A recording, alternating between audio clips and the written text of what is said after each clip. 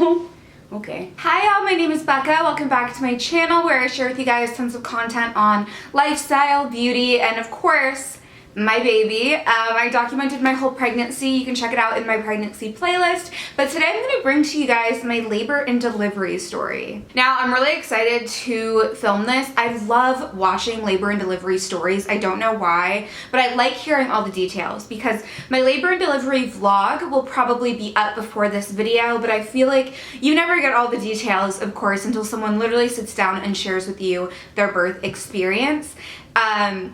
I actually am 15 days postpartum the day I'm filming this video. I don't know how long it's going to take me to get it up. It could be a while, and I'm sure it's going to take 10 years to edit, but I did want to film it while everything is still pretty fresh in my mind, of course. But we are going to talk about the labor and delivery of baby Hayes. And I will say ahead of time, just a disclaimer, it is a very positive birth experience for me, but it also was a birth that had a lot of complications and was definitely traumatic for him.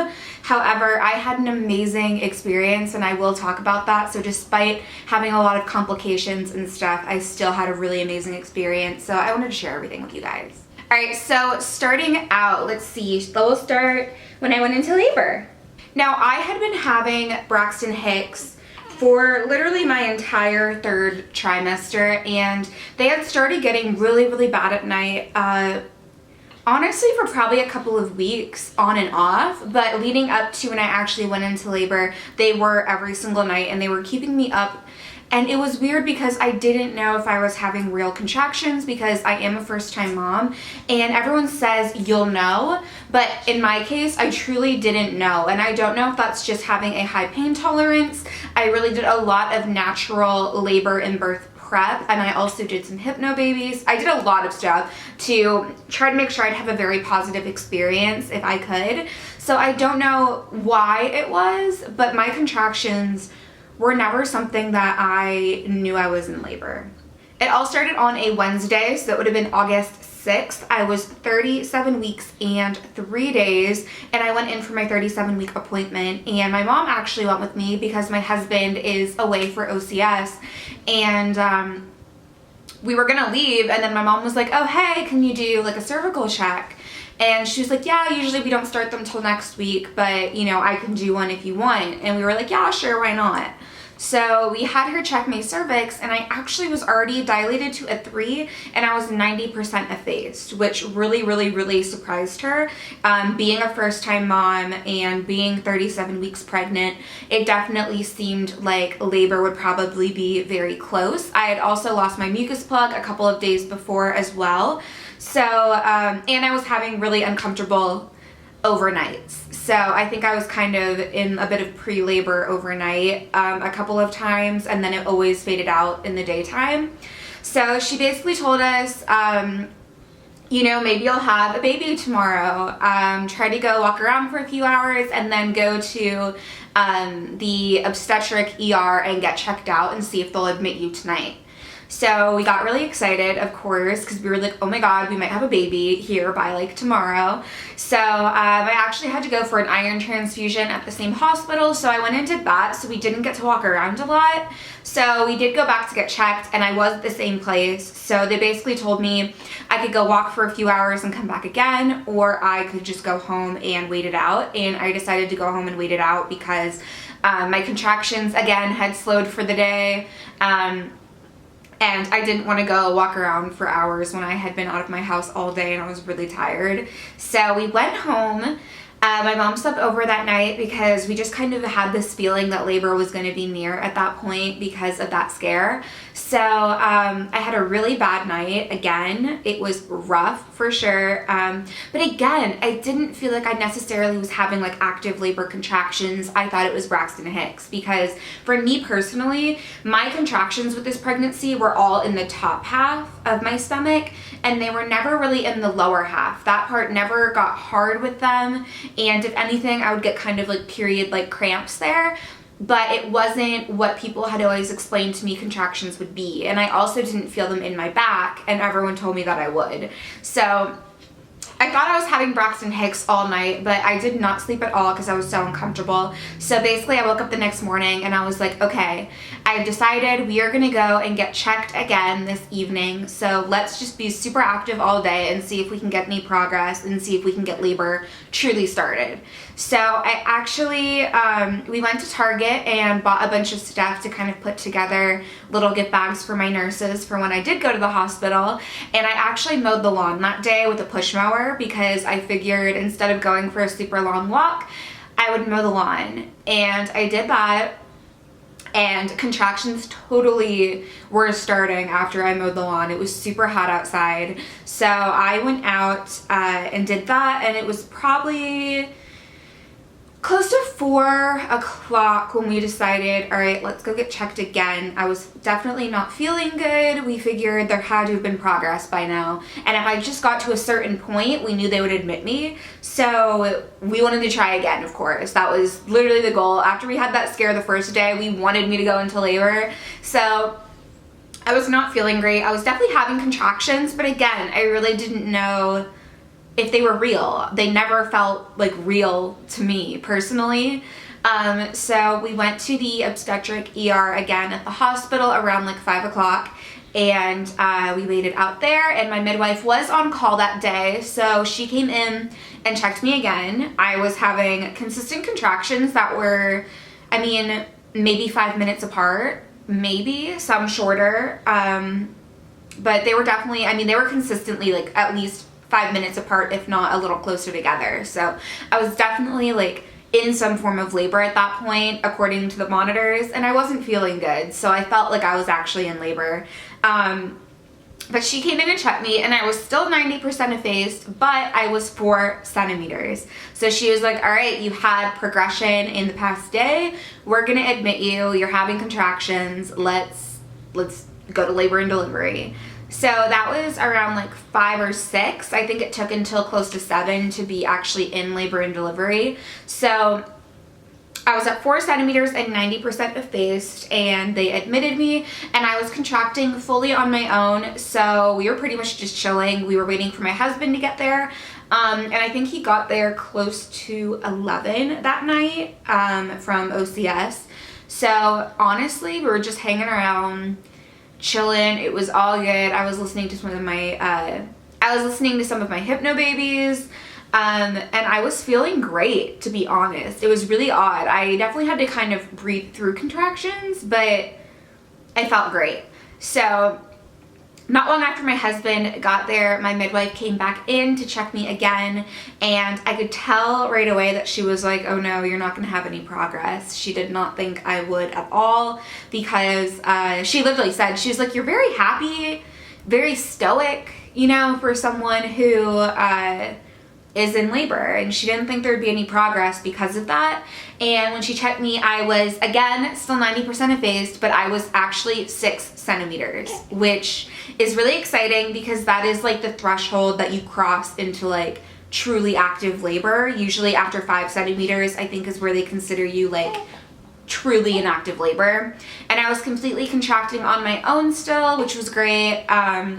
She definitely was very like confused on how I was almost fully thinned out and how I was 6 centimeters, but still like literally just sitting up in bed chatting and laughing and having fun. And I truly was having an amazing experience. I'm not gonna lie. Like, it was super positive. I was honestly just bored sitting around, but we were just kind of hanging out and having fun. And it seemed like I was gonna progress really quickly because within only a couple like super short hours, I went from a 4 to a 6. So we were like, oh my gosh, this is gonna happen soon. So that was around 11. So about 3 hours later at 2 a.m., I asked for the epidural because I figured if I was at a 6 at 11, it had been 3 hours. It had only been 3 hours between when I went from a 4 to a 6. So we thought it would keep progressing quickly. It had been another 3 hours. So we were like, you know what, let's get the epidural before I'm at like an 8 and I like can't get it or it won't work as well or whatever. So we figured I would just ask for it because we thought that we'd have a baby by morning, honestly. So I got the epidural. I was actually really scared to get that epidural. I think that was like the thing I was most nervous for, and honestly, it was not bad at all. It definitely had some weird like electricity kind of feelings, but it was super quick. The lady was really good at it, and I mean, it worked amazingly. Not that I was in an insane amount of pain before I got the epidural. I was still totally fine, and if I had known, spoiler alert, that I wasn't going to keep progressing, I would have waited way longer. We just thought that I was progressing very quickly, so I asked for it to make sure that I got it before I was at like 8 centimeters. But yeah, so I got the epidural. That honestly was all good. Not an issue, not painful, just some, I mean, it was uncomfortable, but not bad. So I got that, and then was able to just get some sleep for the night. They didn't check me again until around 7 a.m. So we really thought that I would be a lot further progressed because it had been quite a while since I'd been checked. I think it had been like 8 hours. I got really good sleep. I was feeling great. And she came in and I was still at 6 centimeters and 90% effaced. So we ended up, I mean, I can kind of just skip over this part. We ended up waiting it out for a really long time at 6 centimeters. I ended up at 6 centimeters for about 18 hours in total from the first time she checked me and I was at it up until the last point. So basically we waited out for a really, really, really long time. Because I was still at a 6 at 7 a.m., they did start Pitocin, and they just tried to up it every 30 minutes or so. So I was on Pitocin, and I was on it for a really, really, really long time, and that did cause issues later.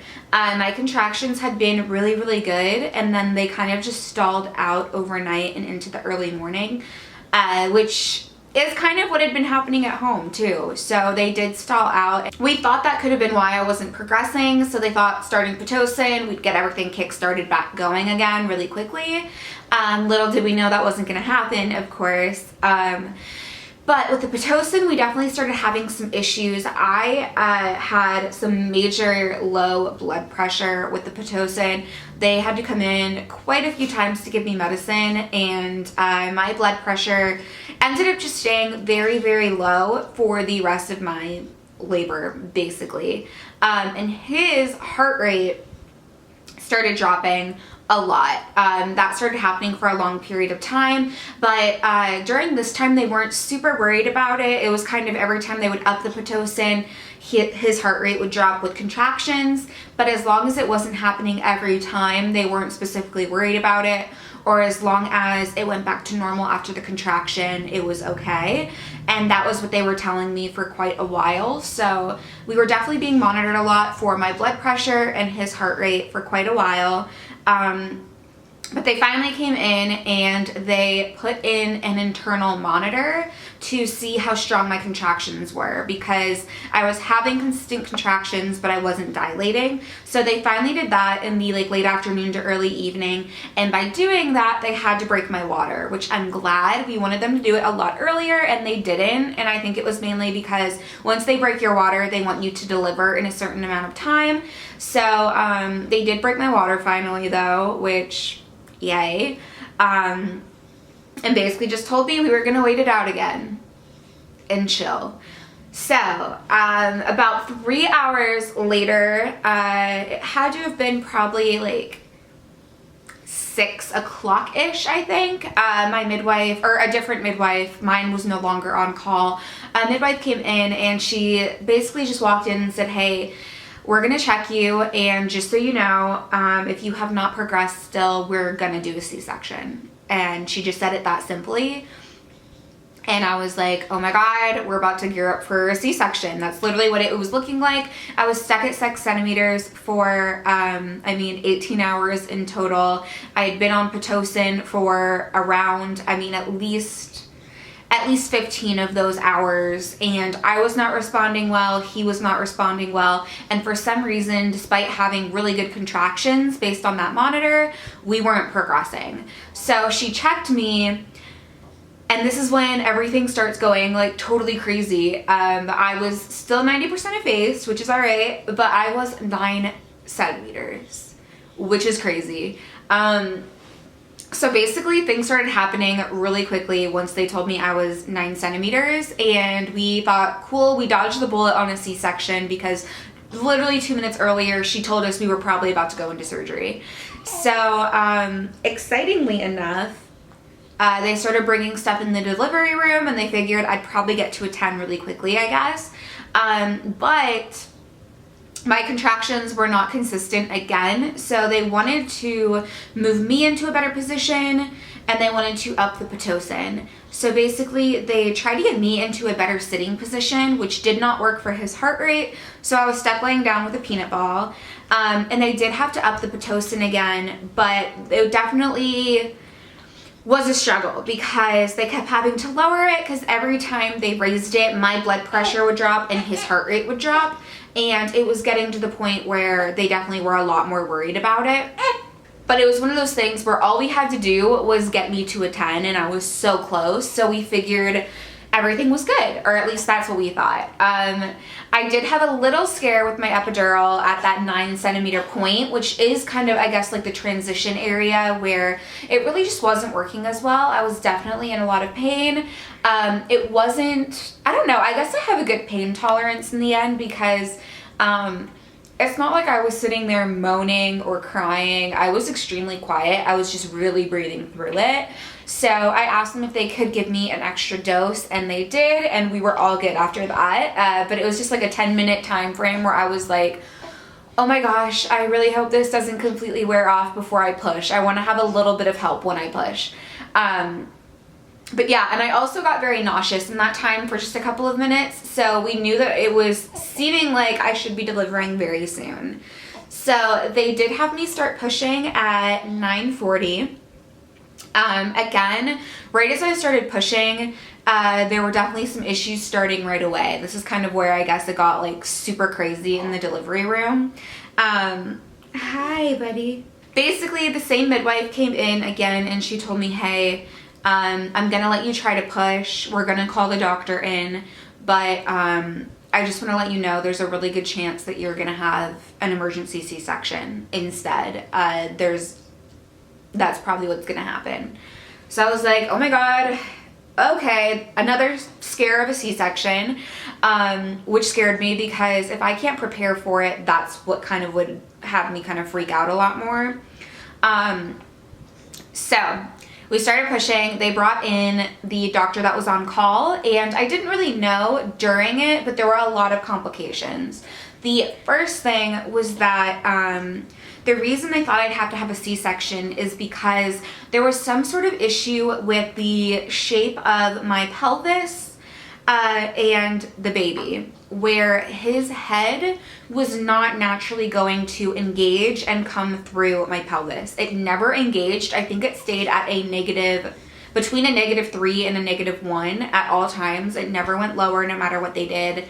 And they basically told me, like, his head is not going to come through your pelvis on its own, and that's why they thought I'd have a C-section. But the doctor that they brought in did make sure that didn't happen, which is awesome. I was a good pusher, so that helped. So basically the doctor came in, and it's actually kind of crazy. She literally put her hands like up inside of me and was twisting like his head through my pelvis. She literally was like pulling it down with her hands so she could attach a vacuum and give him a vacuum delivery. So she did use a vacuum during that entire time. There actually was a point during it where it literally like popped off of his head, and it like everything, like blood exploded around the room and stuff. It was super crazy, which did give him a big head wound. So the poor thing had a very traumatic time, but she did use the vacuum the entire time. It was needed to ensure that he would fit through my pelvis, I guess, is essentially what I was told. During this time, it definitely got crazy. They brought in a lot of different doctors. There was at least like 10 different people in the room. They had my midwives, the doctor that had to come in to deliver. There were a bunch of nurses, and they also had some like NICU nurses in due to his heart rate. And there were nurses like up on stools and everything, like pushing my legs back. It was definitely a crazy experience. But basically, while my blood pressure still wasn't good and I was kind of having my own issues, I was on oxygen during this entire time, I guess, for him. But with every contraction, his heart rate was dropping pretty badly. I did not know this during the time, but I guess everyone else, of course, knew this. So I only was allowed to push on every other contraction. So the contraction in between, I guess, was supposed to be more of a break for him, because every time there was a contraction and we were pushing, his heart rate was dropping. So I know the doctor was very worried about that. They were all watching the monitors the entire time. And she basically just put the vacuum on his head.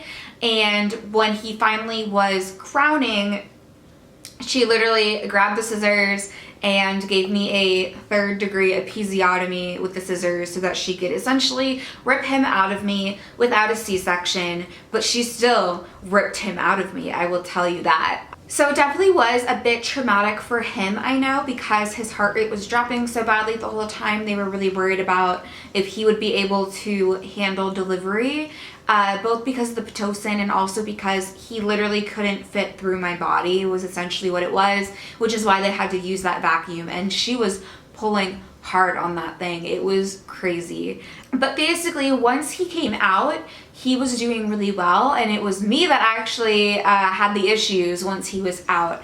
Essentially, I was hemorrhaging pretty much right away. I lost a really large amount of blood and essentially just went into shock. I had a fever around 101, I know, and everyone said I basically like turned blue. I was also like convulsing and shaking. I remember my husband was like, "Oh, are you cold?" And I was like, no, it's just everything that just happened. Like, I totally had no idea that I was essentially going into shock and that I had lost so much blood. It did take them about an hour to stitch me up afterwards, and then the doctor looked at me and she was like, "Oh my god, she looks horrible." So fast forward, the next day I did have, I think, 2 pints of blood put into me because of how much I had lost. And the recovery was definitely hard. I'm not going to lie.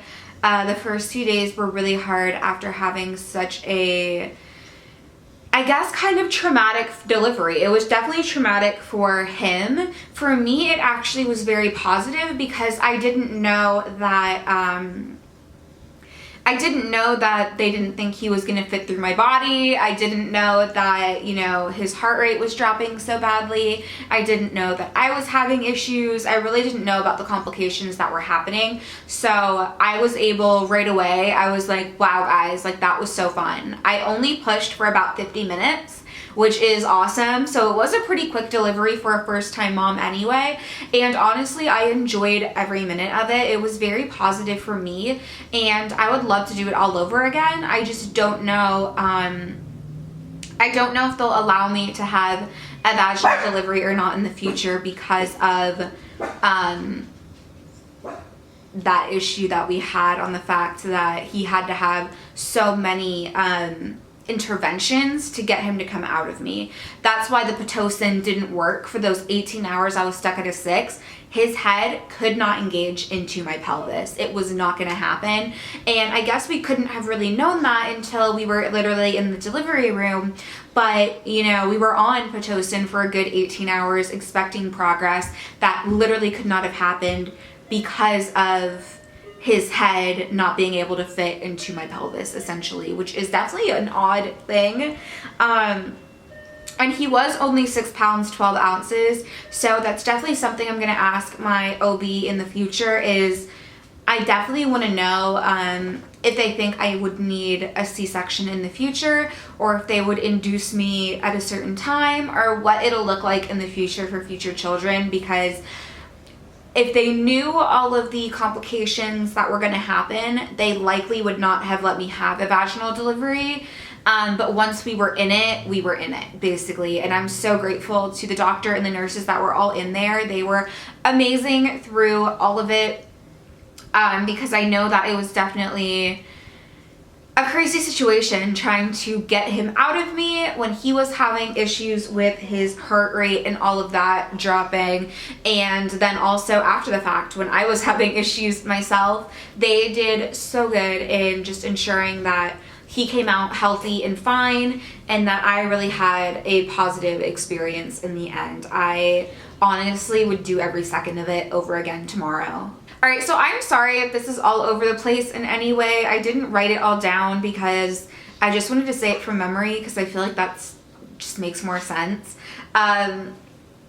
But yeah, that is my labor and delivery story with baby number 1. If you want to go watch my labor and delivery vlog, that will be up before this video, so I'll make sure it's linked down below.